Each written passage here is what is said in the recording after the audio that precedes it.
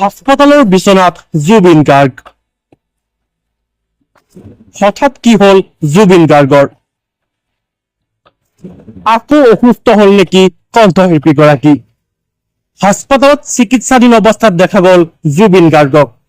অসমৰ ৰাইজৰ হিয়াৰ আমঠু কণ্ঠশিল্পী জুবিন গাৰ্গ। অসুস্থতাৰ বাবে কেইবাবাৰো হাস্পাতালত থাকিবলগীয়া হৈছে জুবিন। প্ৰতি মুহূৰ্ততে জুবিন সুস্থ হৈ থকাৰ কামনা অসমীয়াৰ। ইয়াৰ মাজতে ভাইৰেল এখন বিশেষ ফটোখনত হাস্পাতালৰ বিচনাত চিকিৎসাধীন অৱস্থাত দেখা গৈছে জুবিন গাৰ্গক। ফটো দেখি চিন্তিত হৈ পৰিছে অনুৰাগীসকল। হেল্থ চিটি হস্পিতালত জুবিন গাৰ্গ। আকৌ কিবা হল নেকি কণ্ঠশিল্পীগৰাকীৰ?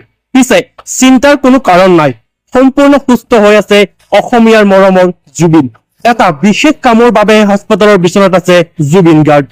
মিছন চাইনা, কাঞ্চনজংঘা, চিকাৰ আদিৰ পাছত আহি আছে জুবিন গাৰ্গৰ নতুন এখন অসমীয়া চলচ্চিত্ৰ। ছবিখনৰ দৃশ্যগ্ৰহণৰ বাবেহে হাস্পাতালৰ বিচনাত এনেদৰে দেখা গল মৰমৰ জুবিন গাৰ্গক।